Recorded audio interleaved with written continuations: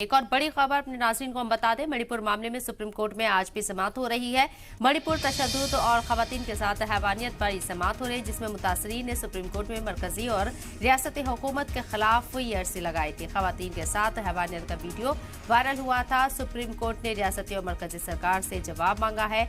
मणिपुर में तशद्दुद और 2 खवातीन के साथ हैवानियत के मामले में आज भी सुप्रीम कोर्ट में ये समाअत हो रही है। इससे पहले मणिपुर वीडियो मामले की मुतासरीन ने सुप्रीम कोर्ट में अर्जी लगाई है। मुतासरीन ने मरकज और रियासती हुकूमत के खिलाफ अपनी अर्जी लगाई है। अरविंद हमारे नुमाइंदे हमारे साथ मौजूद है, उनका रुख करते हैं। अरविंद, इस केस से मुतालिक अभी क्या अपडेट?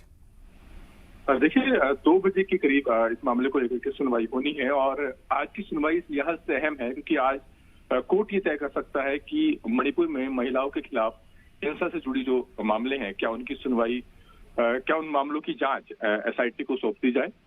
इसके अलावा कल कोर्ट में जब सुनवाई हुई थी तो याचिकाकर्ताओं की तरफ से जो तमाम सुझाव दिए गए थे, उसके मद्देनजर कोर्ट ने इस बात पर भी विचार किया था कि क्या इस मामले में एक हाई पावर कमेटी का गठन किया जाए, जिसमें कुछ पुराने न्यायविद शामिल हों, इसके अलावा कुछ महिला सामाजिक कार्यकर्ता शामिल हों और उस कमेटी को ये जिम्मा दिया जाए कि वो मणिपुर में जाकर के जो पीड़ित महिलाएं हैं उनसे बात करके उनका पक्ष जान सके। कोर्ट का ये भी कहना था कि इस तरह का अगर कदम उठाया जाता है तो ये मणिपुर के लोगों के बीच एक विश्वास बहाली की दिशा में एक सकारात्मक कदम होगा। तो इस संभावना पर भी कोर्ट ने विचार किया था। आज इसको लेकर के भी कोर्ट का रुख साफ हो सकता है। कल जो कोर्ट में सुनवाई हुई थी, कोर्ट ने बिहार सरकार और केंद्र सरकार से कई तीखे सवाल पूछे थे।